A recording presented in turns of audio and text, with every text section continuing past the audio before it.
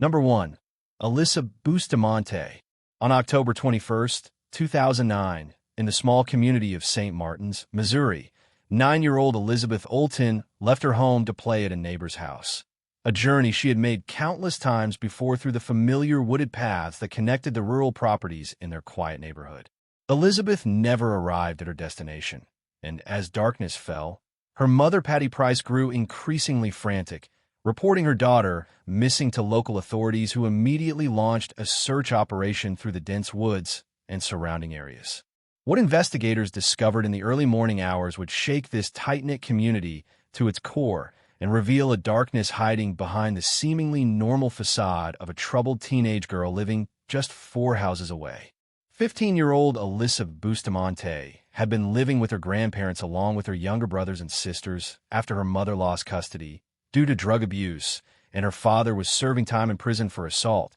creating an unstable foundation that would later be scrutinized by psychologists and legal experts trying to understand how a teenager could commit such a heinous act. Alyssa appeared to be a typical troubled teen on the surface, someone who dressed in gothic clothing, wrote dark poetry, and struggled with depression and self-harm. Behaviors that her grandparents and school counselors had noted, but that seemed to fall within the range of adolescent angst rather than indicators of something far more sinister brewing beneath. On her YouTube channel and social media accounts, Alyssa posted videos and writings that hinted at her fascination with death and violence, including disturbing entries in her journal where she wrote about wanting to know what it felt like to kill someone, describing an urge that she claimed had been building inside her for years and that she felt compelled to satisfy.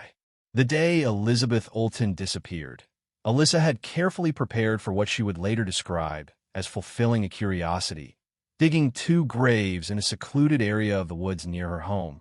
one presumably for her victim and one that investigators believe may have been intended for a second victim had her plan continued uninterrupted. When Elizabeth walked past on the path that evening, Alyssa lured the unsuspecting child into the woods under the pretense of showing her something interesting, leading her to the remote location where she had prepared her attack site with chilling premeditation. Alyssa strangled Elizabeth, then cut the child's throat and stabbed her repeatedly, later telling investigators that she wanted to experience what it felt like to take a life and describing the act with a disturbing lack of remorse that would horrify everyone who heard her confession. After killing Elizabeth, Alyssa dragged the small body to one of the pre-dug graves, covered it with leaves and debris, then returned home where she wrote her journal an entry that police would later discover, describing the murder with phrases like, "It was amazing, and as soon as you get over the oh my god, I can't do this feeling,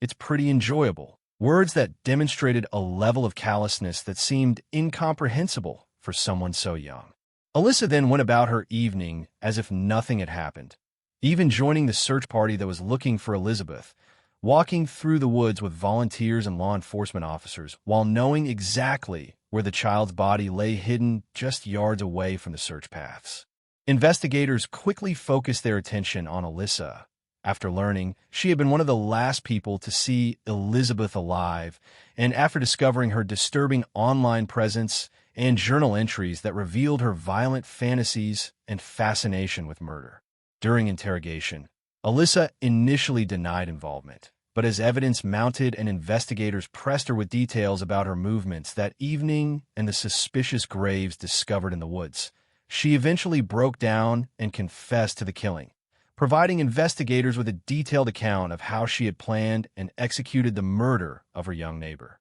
The confession sent shockwaves through the community of St. Martins, where residents struggled to reconcile the image of a troubled but seemingly harmless teenage girl with the cold-blooded killer who had taken the life of an innocent child for no reason other than morbid curiosity. Alyssa was charged as an adult with first-degree murder and armed criminal action, facing the possibility of life in prison without parole, though her defense attorneys argued that her age, mental health issues, and traumatic family background should be considered as mitigating factors in her sentencing. The legal proceedings stretched over several years as both sides prepared their cases, with prosecutors painting Alyssa as a calculated killer who had planned Elizabeth's murder with disturbing precision, while defense attorneys presented evidence of her depression, suicide attempts, and use of psychiatric medications that they argued had impaired her judgment and emotional development. Mental health experts testified about Alyssa's troubled psychological state,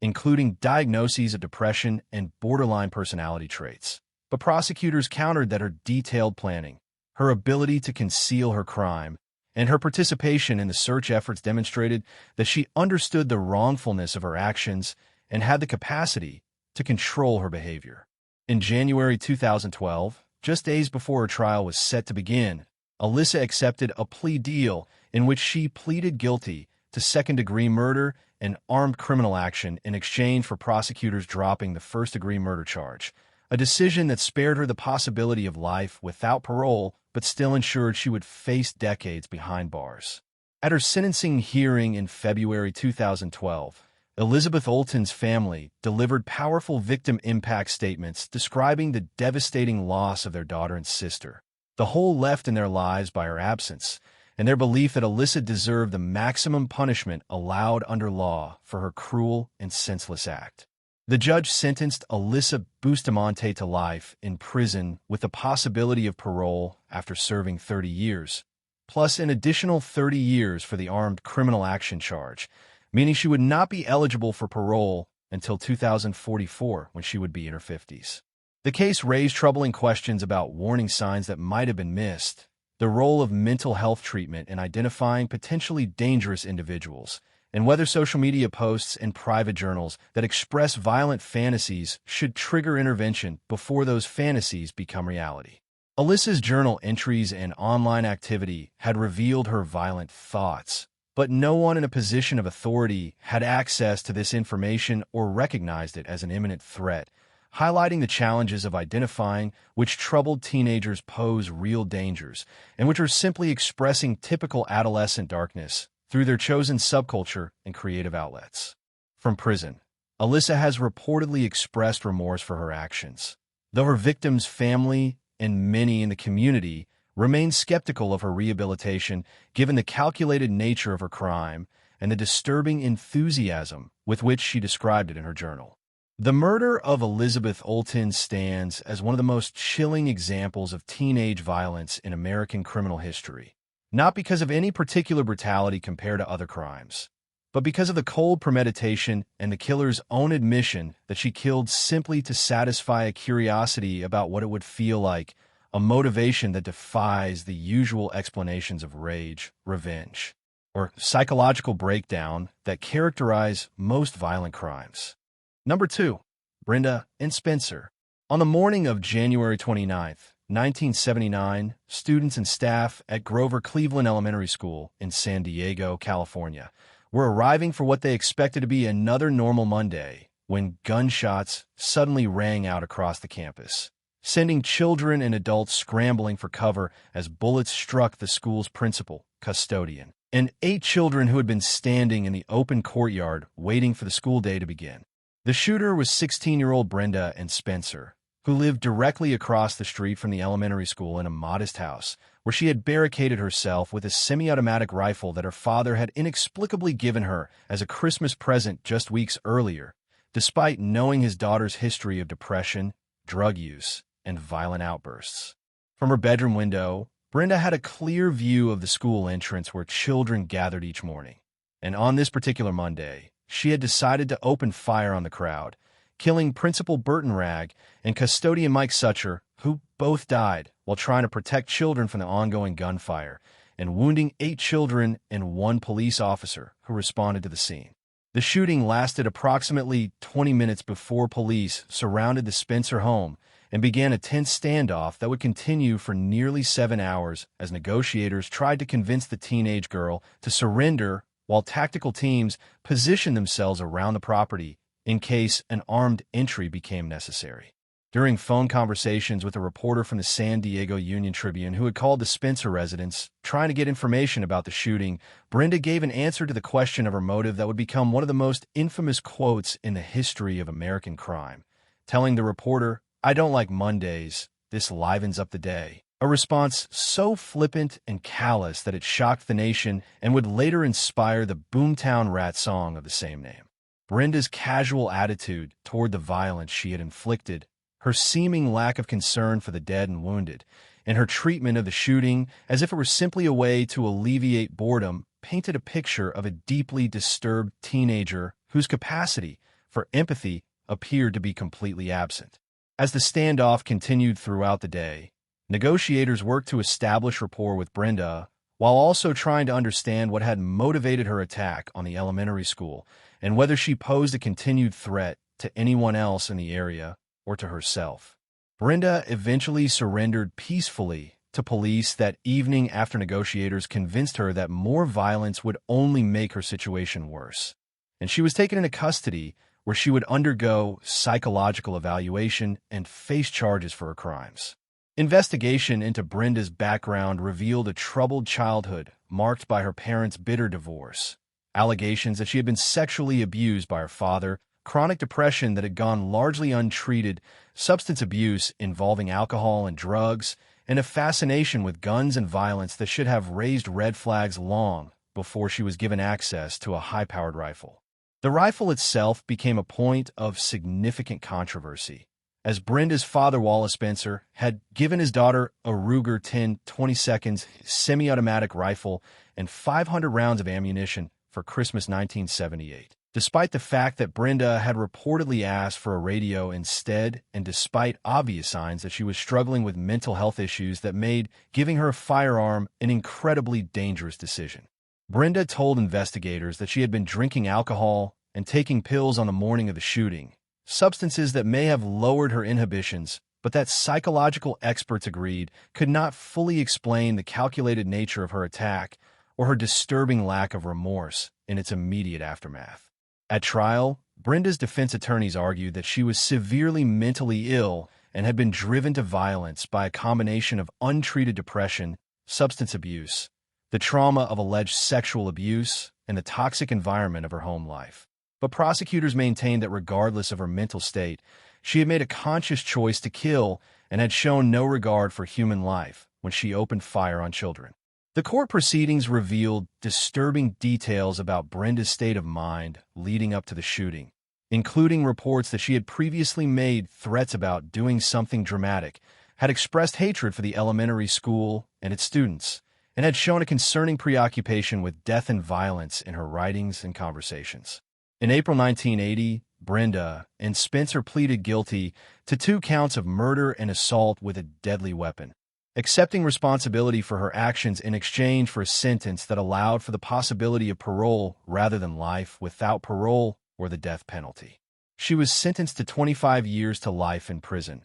making her eligible for parole after serving 25 years, though she would ultimately be denied parole multiple times over the decades that followed. The victims of Brenda's attack, particularly the families of Burton Ragg and Mike Sucher, have appeared at her parole hearings over the years to oppose her release, arguing that the pain and trauma she inflicted continues to affect their lives, and that someone who could so casually take the lives of people trying to protect children should never be allowed back into society. Brenda has been denied parole repeatedly, with the parole board citing concerns about her continued danger to society, inconsistencies in her explanations for the shooting, and questions about whether she has truly taken full responsibility for her actions or developed genuine empathy for her victims. The Cleveland Elementary School shooting was one of the first major school shootings in American history, predating many of the more well-known incidents that would follow in subsequent decades, and it helped shape public awareness of the potential for such violence and the need for better mental health screening and intervention.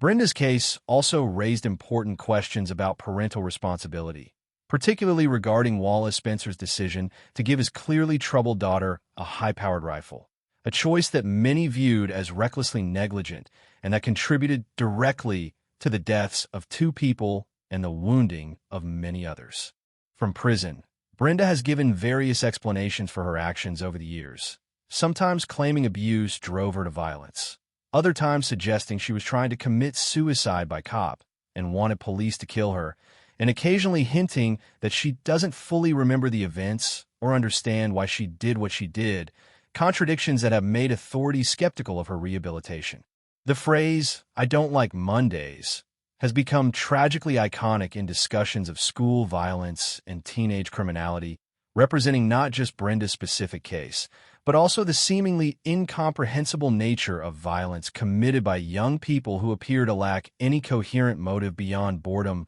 or a desire to create chaos. The impact of the Cleveland Elementary School shooting extended far beyond the immediate victims, traumatizing an entire community, changing how schools thought about security and emergency preparedness, and serving as an early warning of a type of violence that would unfortunately become more common in American society in the decades to follow. Brenda Ann Spencer remains incarcerated in California as of this writing, having been denied parole most recently in 2022, with her next parole hearing scheduled for 2024, and it remains unlikely that she will ever be released given the severity of her crimes and the ongoing opposition from victims' families and community members who believe she continues to pose a danger to society. Number 3. Lionel Tate. On July 28, 1999, in Pembroke Park, Florida, 12-year-old Lionel Tate was supposedly playing with 6-year-old Tiffany Unick while their mothers visited together in another room of the Tate home,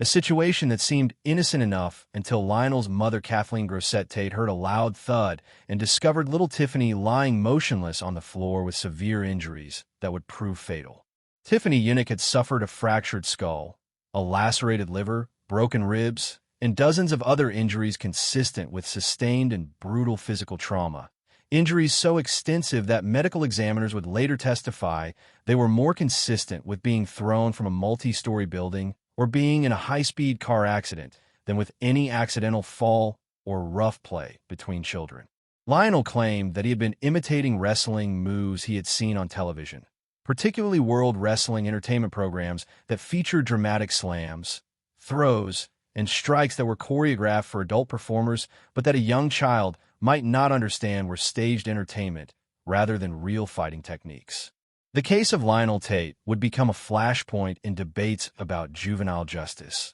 the influence of violent media on children, prosecutorial discretion, and whether a 12-year-old child could truly understand the consequences of his actions or form the intent necessary to be guilty of murder. Kathleen Grosset Tate, who was a Florida Highway Patrol officer, initially called for emergency medical assistance, claiming that Tiffany had injured herself falling down the stairs. But as paramedics and hospital staff examined the child's extensive injuries, it became clear that the damage to her small body could not have resulted from a simple fall and must have involved sustained violent force. Tiffany was rushed to the hospital where she was pronounced dead, and investigators began looking more closely at Lionel's story and the physical evidence that contradicted the accidental injury narrative being presented by the Tate family. Medical examiners determined that Tiffany had sustained approximately 35 different injuries, including severe trauma to her head, abdomen, and chest, injuries that would have required significant force and multiple impacts to inflict, making it highly improbable that they resulted from two children simply playing too rough or one child accidentally hurting another. The Broward County State Attorney's Office made the controversial decision to charge Lionel Tate as an adult with first-degree murder, arguing that the severity and number of injuries indicated an intentional and sustained attack rather than an accident, and that someone who could inflict such damage on a helpless child represented a danger to society that required the most serious legal response available. Lionel's defense team, led by his attorney Jim Lewis, argued that the 12-year-old boy did not intend to kill Tiffany and was simply a child who had watched too much wrestling on television and did not understand that the moves performed by professional wrestlers could cause serious injury or death when attempted on a much smaller child. The defense presented evidence of Lionel's fascination with professional wrestling, his consumption of WWE programming, and his alleged belief that he was just playing when he performed various wrestling maneuvers on Tiffany, suggesting that he lacked the maturity and understanding to form the criminal intent necessary for a murder conviction. Prosecutors offered Lionel a plea deal that would have resulted in 3 years in a juvenile facility, followed by 10 years of probation and counseling,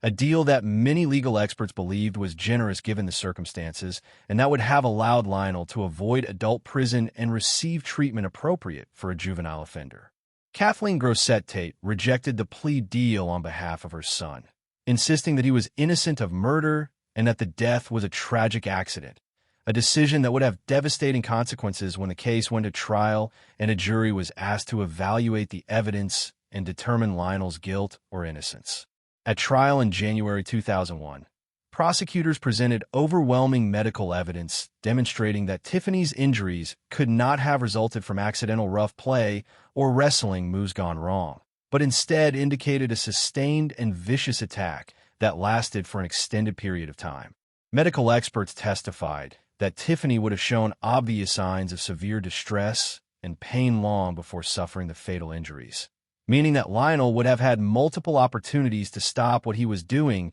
but instead continued to inflict violence on the small child. The prosecution also presented evidence that Lionel had changed his story multiple times and that the timeline provided by the Tate family did not match the physical evidence or the severity of injuries that would have taken time to inflict. The jury deliberated for less than 3 hours before returning a guilty verdict on first-degree murder, making Lionel Tate the youngest person in modern American history to be sentenced to life in prison without the possibility of parole when the judge imposed a mandatory sentence required for his conviction. The sentence sparked national outrage and intense debate about juvenile justice, with critics arguing that sentencing a 14-year-old to die in prison with no chance for rehabilitation or redemption violated basic principles of human decency and failed to recognize the fundamental differences between children and adults in terms of brain development, impulse control, and capacity for change.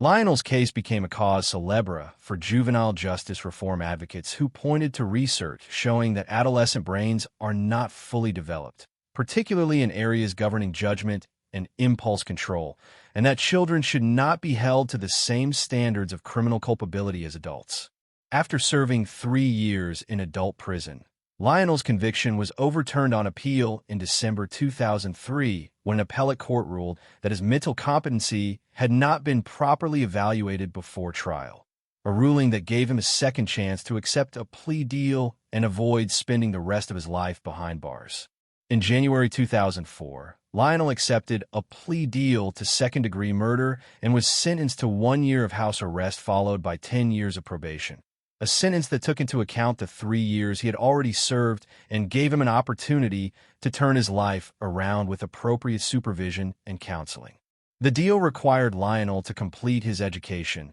undergo psychological counseling, avoid any further legal trouble, and comply with strict probation conditions that would monitor his behavior and ensure he did not pose a threat to others. Tragically, Lionel Tate failed to take advantage of this second chance and violated his probation multiple times, including being charged with armed robbery in May 2005 when he allegedly held up a pizza delivery driver at gunpoint, demonstrating that the violence that killed Tiffany Yunick was not an isolated incident, but part of a pattern of dangerous behavior. In May 2006, Lionel pleaded guilty to the armed robbery charge and was sentenced to 30 years in prison, a sentence that finally ensured he would spend a significant portion of his adult life incarcerated for his crimes. The case of Lionel Tate remains one of the most controversial in the history of juvenile justice, raising questions that continue to divide legal scholars, criminologists, and the general public about how society should respond when children commit terrible crimes.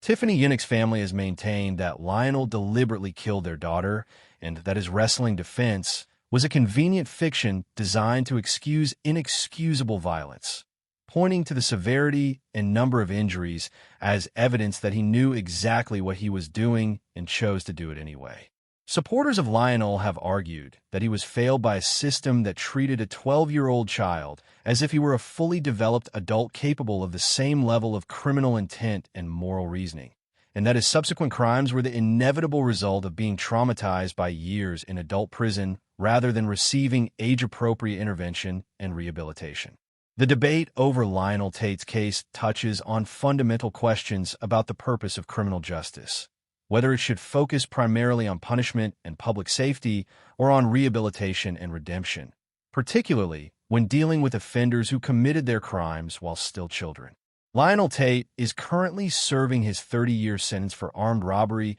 and will not be eligible for release until 2036 at the earliest, by which time he will be in his late 40s and will have spent the majority of his life behind bars for crimes that began when he was just 12 years old. The legacy of this case continues to influence discussions about juvenile sentencing, the certification of children as adults, mandatory minimum sentences, and the capacity of young offenders to change and rehabilitate when given appropriate support and intervention. Number 4. Eric Smith. On the morning of August 2nd, 1993, in the small town of Savona, New York, 4-year-old Derek Roby was walking alone to a summer recreation program at a local park when he encountered 13-year-old Eric Smith on the path through a wooded area between Derek's home and the park where other children were already gathering for activities. Eric Smith lured the small boy off the path into a more secluded area of woods, and there he launched a brutal and sustained attack on the defenseless child, strangling him, beating him with rocks, sodomizing him with a stick, and mutilating his body in ways that shocked even experienced homicide investigators who responded to the scene. Derek's parents became concerned when he never arrived at the recreation program and reported him missing, leading to a search that tragically concluded when volunteers discovered the child's body in the woods, bearing injuries so severe and sadistic that it seemed incomprehensible that another child could have inflicted them. Eric Smith had red hair, freckles, thick glasses, and protruding ears that made him a target for relentless bullying throughout his childhood, creating a wellspring of rage and resentment that he later claimed had been building inside him for years, and that finally exploded in violence against an innocent victim who happened to be in the wrong place at the wrong time. During the investigation, Eric initially denied any involvement in Derek's death, but he had been seen in the area where the body was found and had given investigators statements that contained details about the crime scene that only the killer would know, inconsistencies that led police to focus their investigation on the 13-year-old boy. Under questioning, Eric eventually confessed to killing Derek Roby, providing investigators with a detailed account of how he had attacked the child, including disturbing descriptions of the pleasure he felt while inflicting pain and the sense of power and control that had temporarily satisfied the rage he carried inside him. The confession revealed that Eric had not known Derek personally and had no specific grievance against the child, but had simply seen him as an easy target, someone small and vulnerable who could not fight back and upon whom Eric could unleash the violent fantasies he had been harboring. Psychological evaluations of Eric Smith revealed a deeply troubled adolescent who had been diagnosed with intermittent explosive disorder, a condition characterized by sudden episodes of intense anger and violence that seemed disproportionate to any triggering event, though experts debated whether this diagnosis could fully explain the calculated and sadistic nature of his attack on Derek. Eric's defense team argued that he was a damaged child who had been psychologically scarred by years of bullying and abuse, that his mental illness impaired his judgment and impulse control, and that he deserved treatment and rehabilitation rather than punishment. But prosecutors countered that the brutal and sexual nature of the crime demonstrated a level of depravity that went beyond any mental illness and revealed someone who was dangerous to society. The trial of Eric Smith in the summer of 1994 became a media sensation, with the public struggling to reconcile the image of a slightly built 13-year-old boy with baby-face features and a monster who had tortured and killed a 4-year-old child in such a horrific manner. Prosecutors presented evidence of the extensive injuries Derek had suffered, the sexual component of the attack, and the fact that Eric had continued to assault the child's body even after death, actions that they argued demonstrated consciousness of wrongdoing and malicious intent that qualified for an adult murder conviction. The defense presented testimony from mental health experts who described Eric's troubled psychological state, his history of being bullied and ostracized, his diagnoses of various mental health conditions, and their belief that he could be rehabilitated through intensive treatment in a juvenile facility rather than being condemned to adult prison. Dale and Doreen Roby, Derek's parents, attended the trial and later spoke publicly about their grief, their inability to comprehend why anyone would harm their innocent child, and their belief that Eric Smith should spend the rest of his life in prison for what he had done to their family. In August 1994, after a trial that lasted several weeks and featured emotional testimony from both sides, the jury found Eric Smith guilty of second-degree murder and he was sentenced to 9 years to life in prison, making him eligible for parole after serving 9 years, but not guaranteeing his release. Eric Smith has appeared before the parole board multiple times since becoming eligible in 2002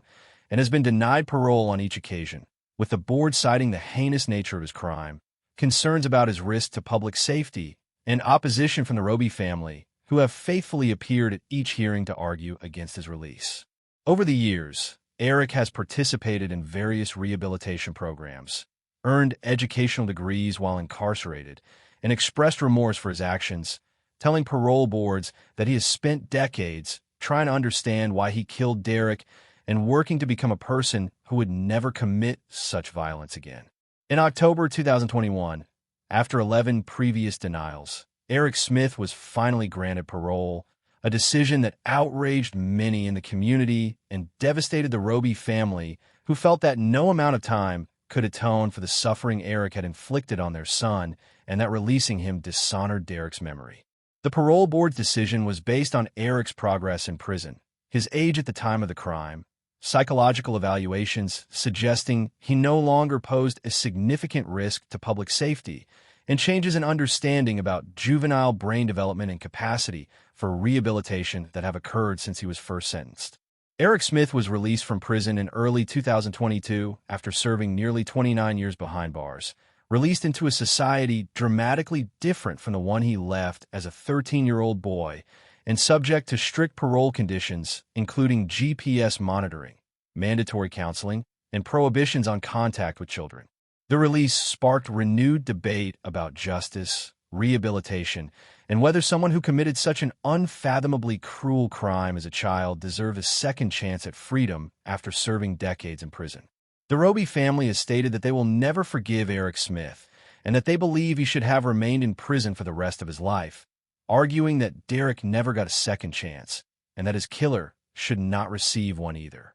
Supporters of Eric's release, including some criminal justice reform advocates and experts in adolescent psychology, argue that keeping someone in prison for a crime committed at age 13, after they have served nearly 3 decades and shown genuine rehabilitation, serves no legitimate purpose and reflects a desire for vengeance rather than justice. The case of Eric Smith and Derek Roby remains one of the most disturbing examples of juvenile violence in American history, both because of the extreme nature of the crime and because of the difficult questions it raises about culpability, punishment, redemption, and whether children who commit terrible acts can ever truly change.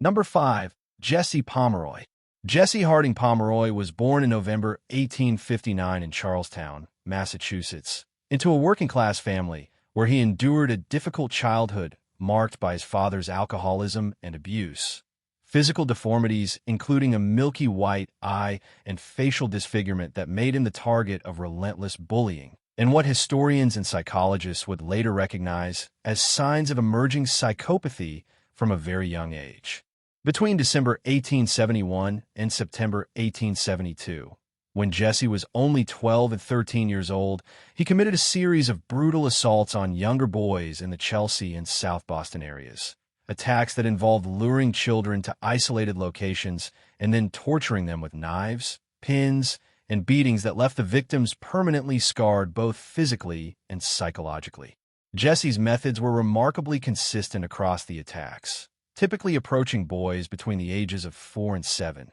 convincing them to follow him to secluded areas by promising to show them something interesting, then binding them and inflicting pain through cutting, stabbing, and beating, actions that provided him with sexual gratification and a sense of power that he later described as intoxicating. The victims of these early attacks survived and were able to provide descriptions of their attacker, descriptions that eventually led police to Jesse Pomeroy in September 1872 after he tortured a 7-year-old boy named Robert Meyer so severely that the child's screams attracted attention and allowed him to be rescued before Jesse could kill him. Jesse was arrested and committed to the State Reform School for Boys in Westborough, Massachusetts, a juvenile facility where he was supposed to receive rehabilitation and treatment. But authorities deemed him reformed after just 18 months and released him in February 1874, a catastrophic decision that would lead to murder. Within weeks of his release, Jesse murdered 4-year-old Horace Millen, luring the child away from his mother in South Boston, taking him to a remote marsh area, and stabbing him repeatedly before mutilating the body and leaving it hidden in the marsh grass where it was discovered days later. In July 1874, the badly decomposed body of 10-year-old Katie Curran was discovered buried in the basement of a store owned by Jesse's mother, and evidence indicated that Jesse had killed the girl in March 1874, shortly after his release from reform school, by luring her into the basement and bashing her skull with a rock before hiding the body and continuing to work in the store above where his victim lay buried. Jesse was arrested for the murders of Horace Millen and Katie Curran, and despite being only 14 years old at the time of his trial, he was tried as an adult due to the severity of his crimes and the public outcry demanding justice for the murdered children and protection for what newspapers had begun calling the boy fiend and the youngest monster in American history. The trial in December 1874 was a sensation that gripped Boston and the entire nation,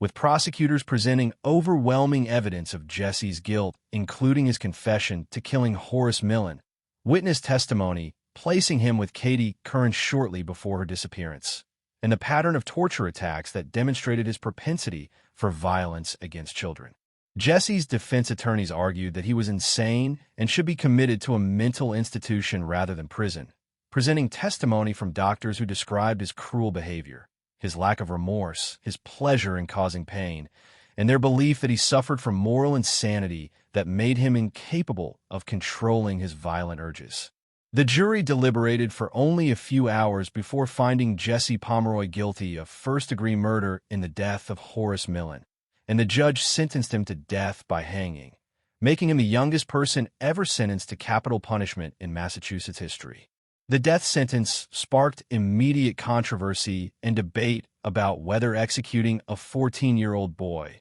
regardless of his crimes, was morally acceptable or consistent with civilized society's values, and advocacy groups and religious leaders launched campaigns to have the sentence commuted. Governor William Gaston commuted Jesse's sentence to life in solitary confinement in August 1876, a decision that saved the boy's life but condemned him to what many considered a fate worse than death, locked alone in a cell for what would ultimately be more than 4 decades. Jesse spent 41 years in solitary confinement at Massachusetts State Prison in Charlestown, a punishment that modern psychology recognizes as a form of torture that causes severe mental deterioration, hallucinations, and psychological damage. Though prison officials at the time believed isolation was appropriate given Jesse's dangerous nature and the need to protect other inmates. During his decades in isolation, Jesse taught himself multiple languages, read voraciously, wrote poetry and essays,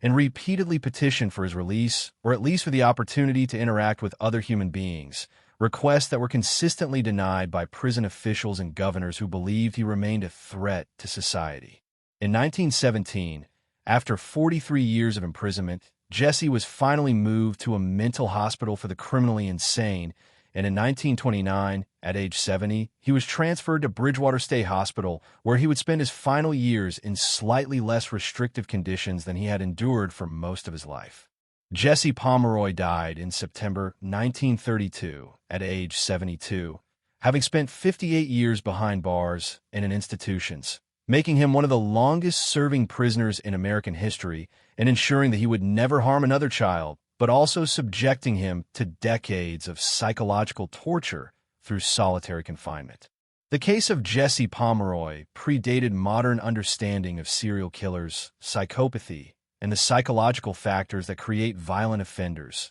but his crimes and the pattern of his behavior match profiles that forensic psychologists would later develop to describe individuals who kill for sexual gratification and who lack empathy or remorse for their victims. Jesse's childhood abuse and physical deformities likely contributed to his development as a violent predator, creating a sense of rage and alienation that he channeled into torturing and killing those weaker than himself. Though these factors cannot fully explain or excuse the calculated cruelty he demonstrated even as a young child. The decision to release Jesse from reform school after only 18 months despite the severity of his torture attacks represents a tragic failure of the juvenile justice system and a lesson about the danger of assuming that young offenders can be easily reformed, particularly when dealing with individuals who show clear signs of psychopathic personality traits. The treatment of Jesse Pomeroy, particularly the 4 decades of solitary confinement,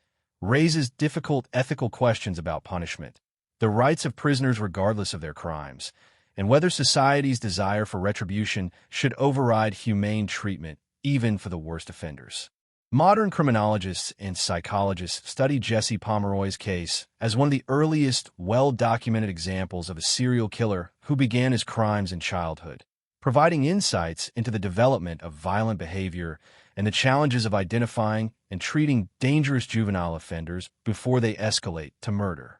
Number 6. Mary Bell. In May 1968, in the Scotswood area of Newcastle upon Tyne, England, the body of 4-year-old Martin Brown was discovered in an abandoned house, with initial investigations suggesting the death might have been accidental, but disturbing clues including vandalism at a nearby nursery where someone had left notes claiming responsibility for the killing suggested something far more sinister had occurred. 10-year-old Mary Bell and her 13-year-old friend Norma Bell, who were not related despite sharing a surname, were questioned about the death and the vandalism but were not considered serious suspects, and the investigation stalled without producing any arrests or definitive answers about what had happened to Martin Brown. 2 months later, in July 1968, 3-year-old Brian Howe disappeared while playing near his home in the same Scotswood neighborhood, and after a frantic search by family and community members, the toddler's body was discovered on waste ground, bearing evidence of strangulation and disturbing mutilations including cuts to his legs,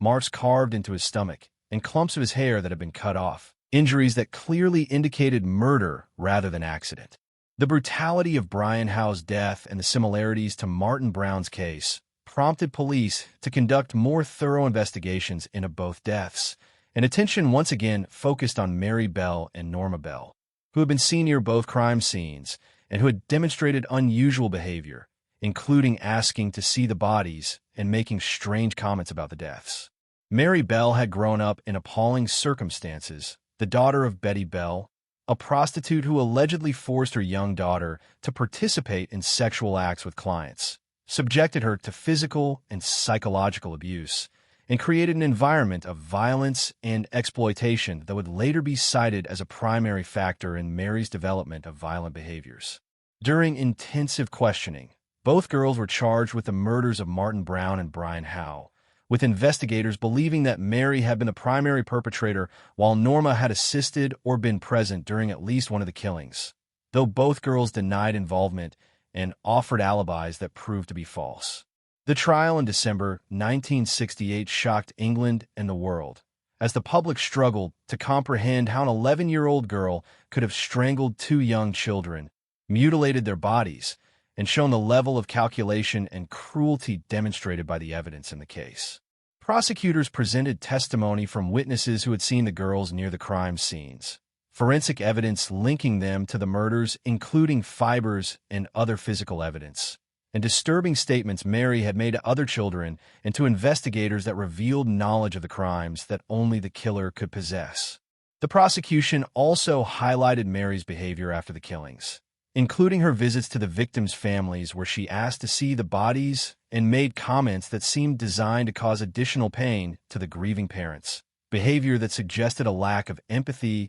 and a disturbing enjoyment of the suffering she had caused. Norma Bell testified that Mary had strangled both boys while Norma watched, portraying herself as a frightened bystander rather than an active participant, testimony that would ultimately lead to her acquittal while Mary faced conviction. The defense presented evidence of Mary's horrific upbringing, her exposure to sexual violence and abuse from the earliest age, her mother's cruelty and exploitation, and the psychological damage that had resulted from years of trauma, arguing that Mary was a damaged child who needed treatment rather than punishment. Psychiatric experts testified that Mary exhibited psychopathic tendencies, a chilling lack of remorse, and an inability to understand the wrongfulness of her actions in any meaningful emotional sense, though she clearly understood the legal consequences and had attempted to conceal her crimes. The jury found Mary Bell guilty of manslaughter rather than murder, accepting that while she had killed the two boys, her age and mental state meant she had not possessed the malice aforethought required for a murder conviction, and they acquitted Norma Bell of all charges. Mary was sentenced to be detained at Her Majesty's pleasure, the British equivalent of an indeterminate sentence for juvenile offenders, meaning she would remain in custody until authorities determined she no longer posed a danger to society. Mary spent 12 years in various juvenile detention facilities and prisons, receiving extensive psychological treatment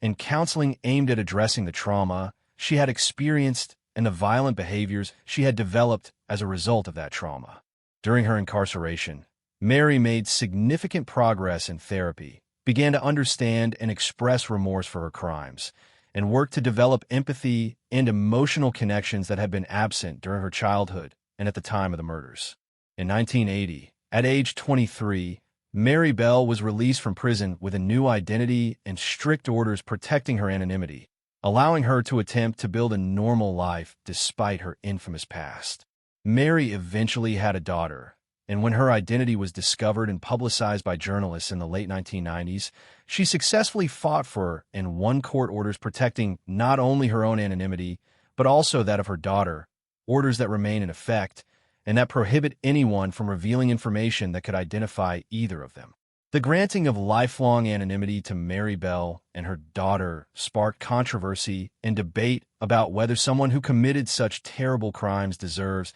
to have their identity protected by the state, with victims' families and some members of the public arguing that she should face public accountability for what she did as a child. Supporters of Mary's anonymity argue that she was herself a victim of horrific abuse who committed her crimes as a damaged child, that she has served her sentence and been deemed rehabilitated, and that she, and especially her innocent daughter, deserve the opportunity to live normal lives without being forever defined by crimes committed decades ago. The families of Martin Brown and Brian Howe have spoken publicly about their ongoing grief, their belief that Mary Bell received too lenient a sentence, and their pain at knowing that their son's killer is alive and free while their children never had the opportunity to grow up. The case of Mary Bell remains one of the most disturbing and controversial in British criminal history, raising fundamental questions about childhood culpability, the impact of severe abuse and trauma on child development, the capacity for rehabilitation even in cases involving the most serious crimes, and society's obligations both to victims and to offenders who are themselves victims of terrible abuse. Modern understanding of child psychology and trauma would recognize Mary Bell as a severely damaged child whose violent behavior was a direct result of the horrific abuse she suffered, though this understanding does not diminish the tragedy of the two young lives she took or the lifelong pain inflicted on their families. The case influenced British law regarding child offenders and contributed to reforms in how the legal system handles cases involving very young defendants, particularly regarding the consideration of abuse and trauma as factors in understanding criminal behavior without necessarily excusing it. Number 7. Joshua Phillips. On November 3,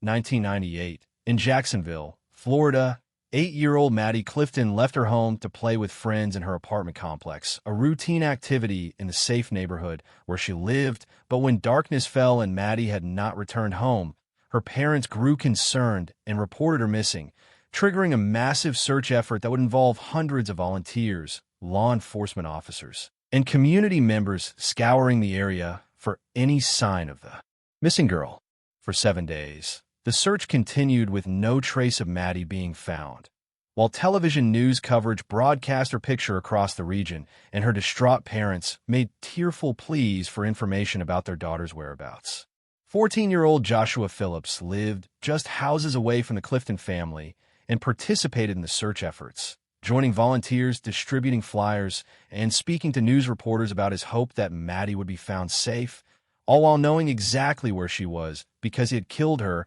and hidden her body under his waterbed. On November 10, 1998, Joshua's mother, Melissa Phillips, noticed water leaking from her son's waterbed and decided to investigate the source of the leak,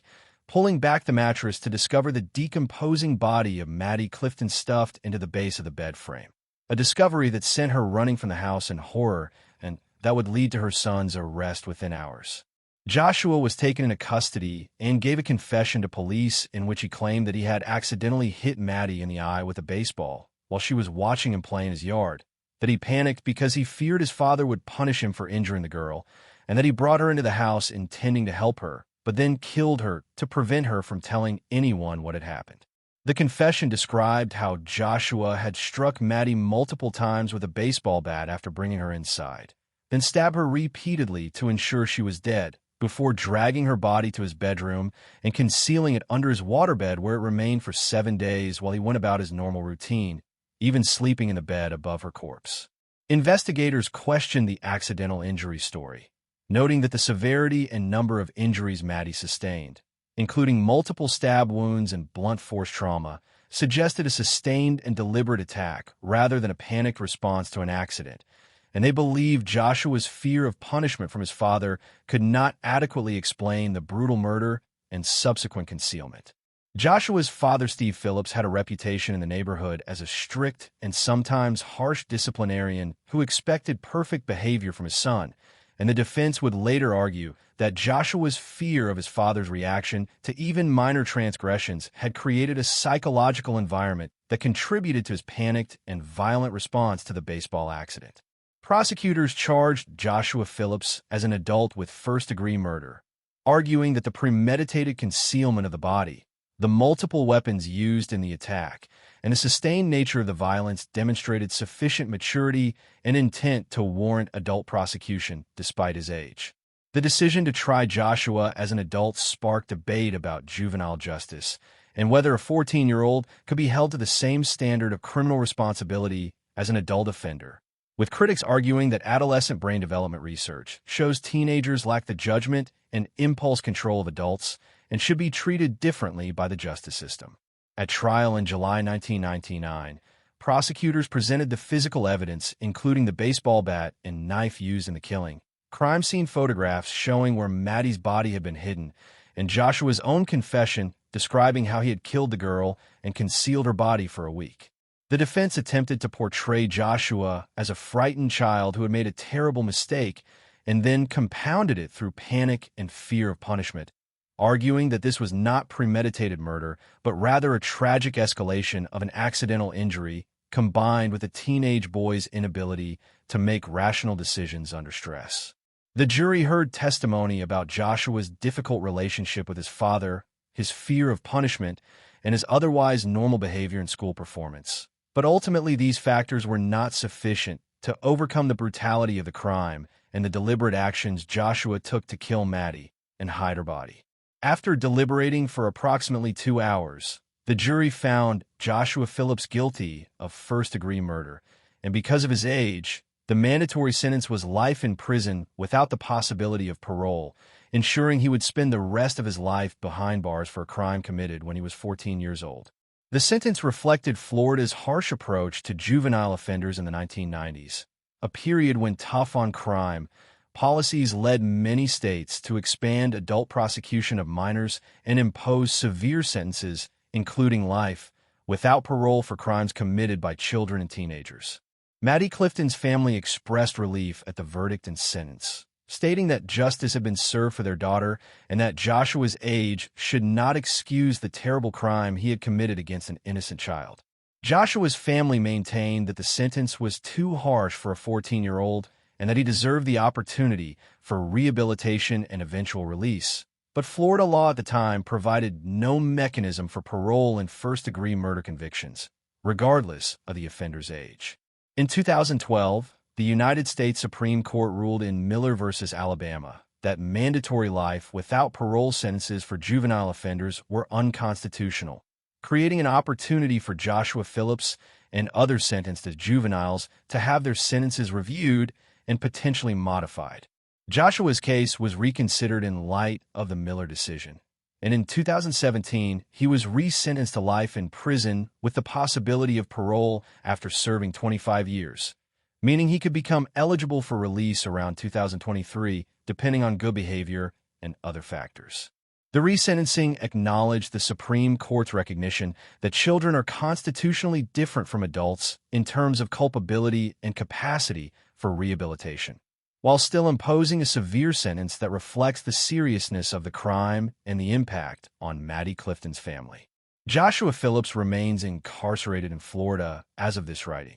and if he is eventually granted parole, he will be released as a middle-aged man who has spent the majority of his life in prison for a crime committed in a moment of panic and poor judgment when he was just 14 years old. The case continues to generate discussion about appropriate punishment for juvenile offenders, the role of family environment and parenting and child behavior, and whether teenagers who commit terrible crimes can ever truly be rehabilitated and deserve a second chance at freedom. The tragedy of Maddie Clifton's death and the destruction of Joshua Phillips's life serve as a reminder of how quickly normal childhood circumstances can spiral into irreversible violence when children lack the maturity, judgment, and emotional regulation to handle stressful situations in appropriate ways. Number 8. Graham Young. Graham Frederick Young was born in September 1947 in Neasden, North London, and from his earliest childhood displayed an unusual fascination with chemistry, toxicology, and poisons that would eventually manifest in a series of calculated murders that began when he was only 14 years old. Graham's mother died when he was an infant, and he was raised by his father and stepmother in a household where his growing obsession with poison and death was noticed but not adequately addressed by the adults responsible for his care. As a young teenager, Graham began studying poisons intensively, reading books on toxicology, experimenting with chemical compounds, and developing a sophisticated understanding of how various substances affected the human body, knowledge that was remarkable for someone so young, but that should have raised serious alarm bells about his intentions. In 1961, when Graham was just 14 years old, he began poisoning members of his own family, adding antimony and other toxic substances to their food and drinks, and then observing with clinical interest as they became violently ill, required hospitalization, and suffered severe symptoms that baffled the doctors treating them. Graham's stepmother Molly became his first murder victim in April 1962 when she died after sustained poisoning that doctors initially attributed to natural causes, not recognizing that they were dealing with deliberate homicide by the teenage boy in the victim's own home. Graham continued poisoning his father and other family members after Molly's death, refining his techniques and adjusting dosages to observe different effects, treating his own family as test subjects in his toxicological experiments without any apparent remorse or concern for their suffering. In 1962, Graham's science teacher at school became suspicious after the boy submitted a detailed essay on poisons that demonstrated far more knowledge than would be expected of a teenager, and after observing Graham's unusual interest in the subject and his collection of toxic substances, the teacher contacted police with his concerns. Investigators searched Graham's room and discovered a disturbing collection of poisons, detailed notes on their effects, and a journal in which he had recorded his poisoning activities with scientific precision, documenting dosages, symptoms, and outcomes as if he were conducting legitimate research rather than committing murder. Graham was arrested and confessed to poisoning his family members, including his stepmother's murder, and psychiatric evaluation determined that while he understood the wrongfulness of his actions, he was suffering from a personality disorder that made him dangerous and in need of long-term psychiatric treatment. Rather than being prosecuted in criminal court, Graham was committed to Broadmoor Hospital, a high-security psychiatric facility, where he was supposed to receive treatment that would address his dangerous obsessions and prevent him from harming anyone else. At Broadmoor, Graham continued to demonstrate his fascination with poisons, allegedly poisoning fellow patients and using his knowledge to make himself useful to staff by helping identify substances, behavior that should have indicated he remained a serious threat, but that was not adequately addressed during his confinement. In 1971, after serving 9 years at Broadmoor, 23-year-old Graham Young was released despite warnings from some staff members that he remained obsessed with poison and posed a danger to society, a catastrophic failure of the psychiatric system that would lead directly to more deaths. Within months of his release, Graham obtained employment at John Hadland Laboratories in Bovingdon, Hertfordshire, where he worked in a storefront that gave him access to chemical supplies, including thallium, a highly toxic substance that he immediately began using to poison his coworkers. Bob Eggle, the storeman at Haviland Laboratories, became violently ill and died in July 1971 after Graham poisoned him with thallium, and other employees began experiencing mysterious symptoms, including numbness, vision problems, and severe gastrointestinal distress that Graham observed with the same clinical interest he had shown as a teenager. Fred Biggs, another coworker, died in November 1971 after sustained thallium poisoning, and the mysterious illness affecting multiple employees at the small laboratory finally triggered a police investigation into what was being called the Bovingdon bug. Graham made himself conspicuous during the investigation by offering detailed theories about heavy metal poisoning and suggesting that thallium might be responsible for the illnesses, knowledge that seemed suspiciously sophisticated for someone with his background and that drew investigators' attention to him as a potential suspect. When police learned about Graham's history of poisoning family members and his previous confinement at Broadmoor, they immediately focused their investigation on him and discovered that he had been obtaining thallium from the laboratory and that his presence at work correlated with the timing of the poisonings. Graham Young was arrested in November 1971 and subsequently confessed to poisoning approximately 70 people over the course of his life, though he was ultimately charged with murder in only the deaths of his stepmother Molly, Bob Eggle, and Fred Biggs, plus multiple counts of attempted murder for the coworkers he had poisoned but who survived. At trial in June 1972, prosecutors presented overwhelming evidence of Graham's guilt, including his confessions, the physical evidence linking him to the poisons used, his sophisticated knowledge of toxicology, and the pattern of illness and death that followed him from his family home to his workplace. The defense attempted to argue that Graham was insane and should be returned to psychiatric care rather than prison, but the prosecution successfully argued that he knew right from wrong and had deliberately chosen to poison people for his own gratification, making him criminally responsible despite his mental abnormalities. The jury found Graham Young guilty on all counts, and he was sentenced to life imprisonment, with the judge recommending he never be released due to the calculated nature of his crimes and the likelihood that he would poison again if given any opportunity. Graham Young served his sentence at various high-security prisons and died in August 1990 in Parkhurst Prison on the Isle of Wight at age 42, with the official cause of death listed as a heart attack,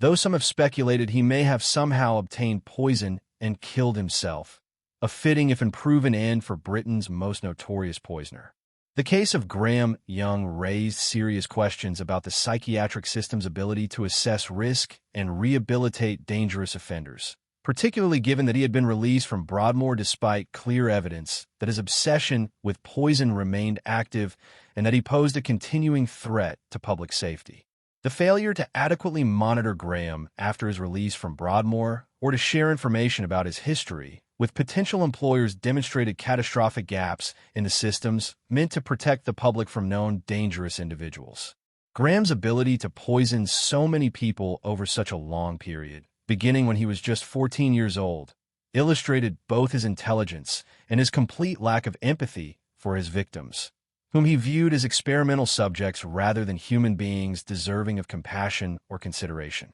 The case has been studied extensively by criminologists and forensic psychologists as an example of a serial killer who used poison as his weapon of choice, a relatively rare method that requires patience, planning, and a certain psychological detachment from the suffering of victims. Graham Young represents one of the youngest serial killers in modern history and one of the few who began killing in their early teens and continued throughout their life whenever given the opportunity, demonstrating that some individuals develop homicidal tendencies at very young ages, and that these tendencies may persist despite intervention and treatment.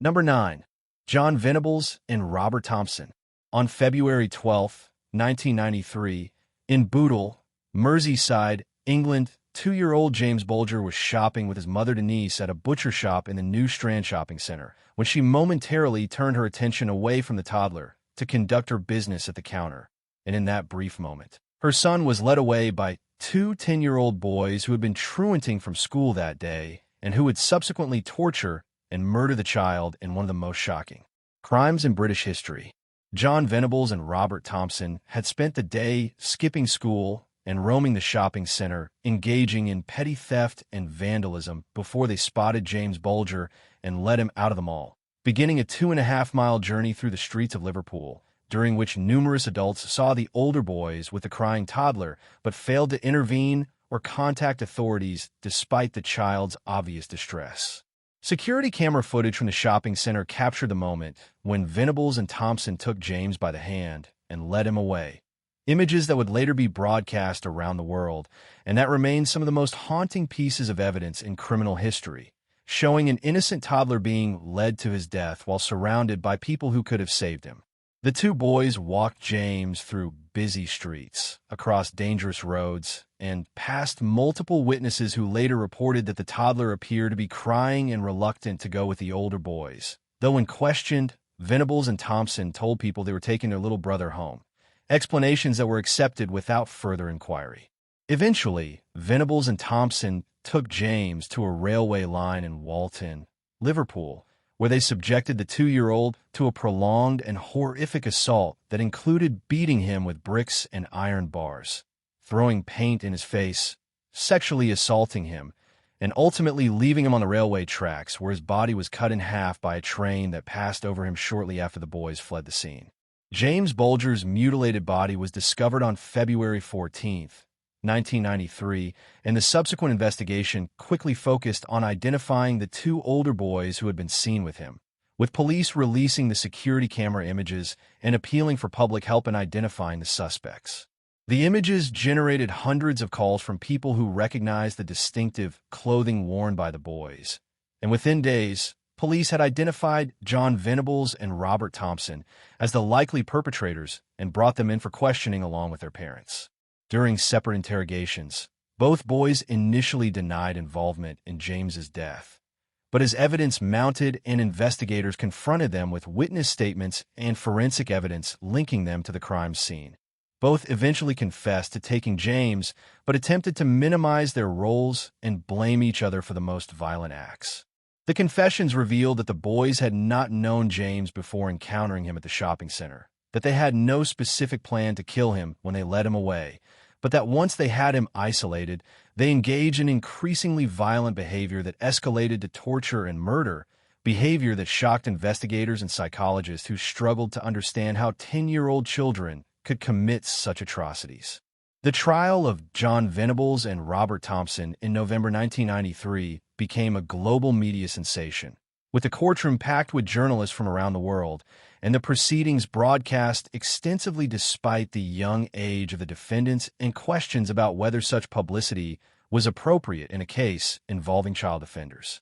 Prosecutors presented devastating evidence, including the security footage, witness testimony describing the boys' journey with James, forensic evidence from the crime scene and from the defendants' clothing that linked them to the murder, and the boys' own confessions detailing what they had done to the toddler. The defense teams for both boys argued that they were too young to fully understand the consequences of their actions, that they came from troubled backgrounds with exposure to violence and neglect, and that they were influenced by violent media, including horror films that they had watched shortly before the murder. Though these arguments were widely criticized as attempts to excuse inexcusable behavior, child psychologists testified about the cognitive and emotional development of 10-year-old children, debating whether Venables and Thompson had the capacity to form criminal intent and understand the wrongfulness of their actions, with the prosecution maintaining that the boys' attempts to conceal their crime demonstrated consciousness of guilt. The jury found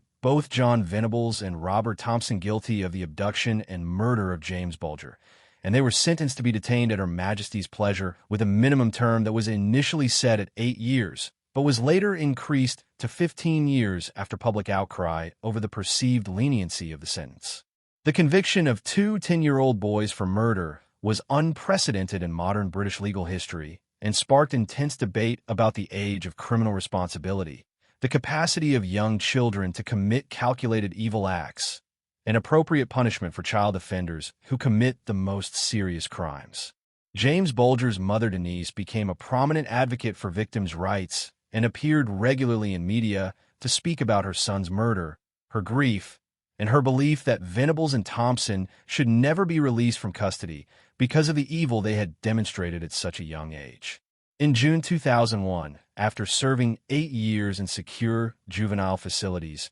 both John Venables and Robert Thompson were released on lifelong license with new identities protected by unprecedented injunctions that prohibited anyone from revealing their new names, locations, or appearance, protections designed to allow them to reintegrate into society without being subjected to vigilante violence. The release sparked outrage from James Bulger's family and from segments of the British public who believed the killers had not served sufficient time for their crime and that releasing them posed a danger to other children. Those supporters of the release pointed to expert assessments indicating both had been rehabilitated during their detention. Robert Thompson has apparently lived quietly under his new identity since his release, with no known violations of his license conditions or involvement in criminal activity, suggesting that rehabilitation was successful in his case and that he has not posed a continued threat to society. John Venables, however, has been recalled to prison multiple times for violating the terms of his release,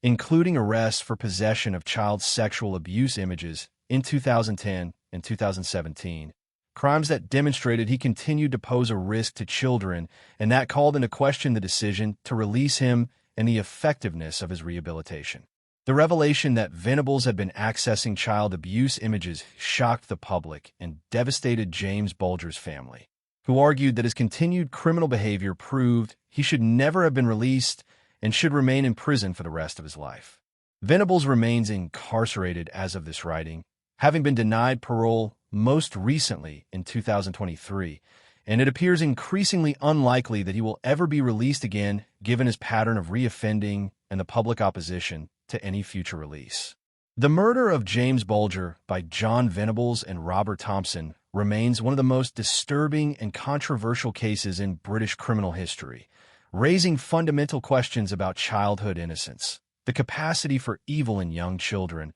appropriate punishment, and rehabilitation for child offenders, and whether society can ever truly reconcile justice for victims with the recognition that offenders who commit crimes as children are fundamentally different from adult criminals. The case influenced British law and policy regarding child offenders, media coverage of criminal trials involving minors, and the use of anonymity orders to protect released offenders, though debate continues about whether these changes have been appropriate or effective. The image of 2-year-old James Bulger being led away from his mother by the 2 older boys remains seared in the public consciousness as a symbol of innocence destroyed and trust violated, representing every parent's worst nightmare and challenging comfortable assumptions about the inherent goodness of children. Number 10.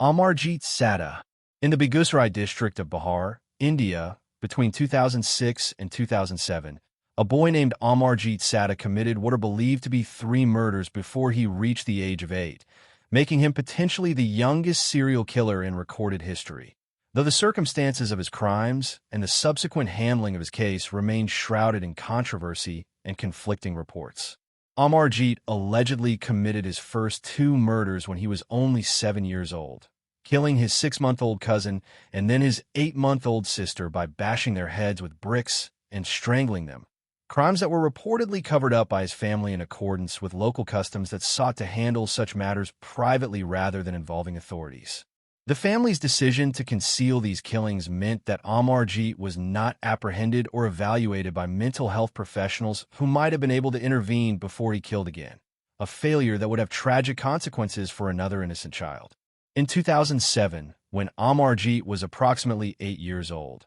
he murdered 6-month-old Khushbu, the infant daughter of a neighbor who had been left in the care of a local nursery school while her mother worked in the fields, with Amarjeet luring the baby away and beating her to death with a brick before burying her body in a shallow grave. When Khushbu's mother Chunchun Devi returned to collect her daughter and found the child missing, a search was organized that led to the discovery of the infant's body buried near the nursery school, and witnesses reported seeing Amarjeet with the baby shortly before her disappearance. Amarjeet reportedly showed no remorse when questioned about the killing and instead smiled and described how he had committed the murder, demonstrating a disturbing lack of emotional response that suggested severe psychological abnormalities for a child so young. During interrogation, Amarjeet allegedly confessed not only to killing Khushbu, but also to the 2 previous murders of his infant relatives, providing details about how he had killed all 3 babies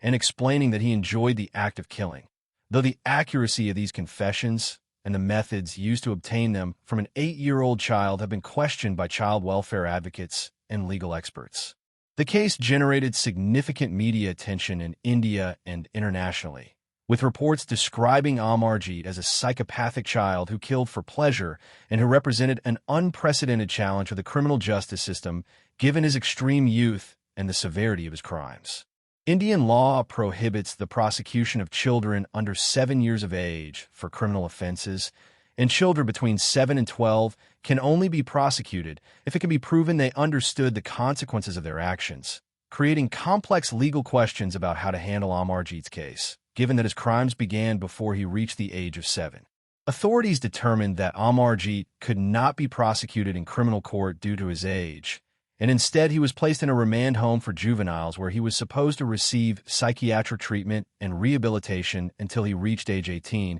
at which point he would be released unless deemed to pose a continued danger. The handling of Amarjeet's case was complicated by the poverty and lack of resources in Bihar, one of India's poorest states, where facilities for treating severely disturbed children are limited and where the juvenile justice system is often overwhelmed and underfunded. Psychiatrists who evaluated Amarjeet diagnosed him with conduct disorder, a severe behavioral condition characterized by aggression, violation of rules, and lack of empathy. Though some experts have suggested his behavior indicates psychopathy or antisocial personality disorder that manifested at an extraordinarily young age. The question of what caused a child as young as 7 to commit murder has been debated extensively, with theories ranging from severe mental illness to abuse or trauma in his early childhood, to possible neurological abnormalities that impaired his capacity for emotional regulation and empathy. Reports about Amarjeet's family background are limited and sometimes contradictory,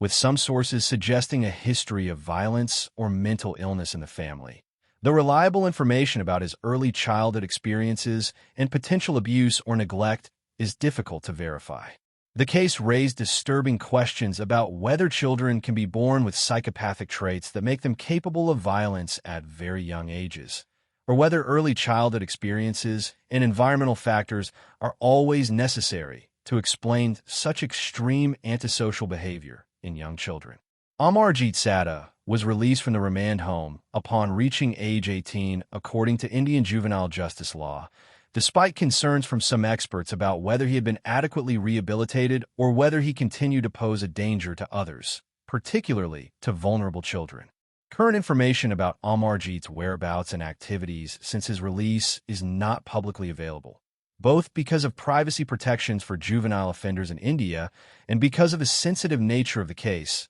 leaving unanswered questions about whether he has been able to reintegrate into society or whether he has committed additional crimes. The lack of follow-up information and the limited resources available for monitoring released juvenile offenders in India means that it is unclear whether Amarjeet received adequate support and supervision after his release or whether he has access to ongoing mental health treatment that might prevent future violence. The case of Amarjeet Sada represents one of the most troubling examples of extreme violence committed by a very young child, challenging fundamental assumptions about childhood development, the age at which individuals can be held criminally responsible, and whether children who demonstrate such severe antisocial behavior at young ages can ever be successfully rehabilitated. The murders allegedly committed by Amarjeet occurred in a rural, impoverished area where access to mental health services, law enforcement resources, and child protection systems is extremely limited compared to developed countries.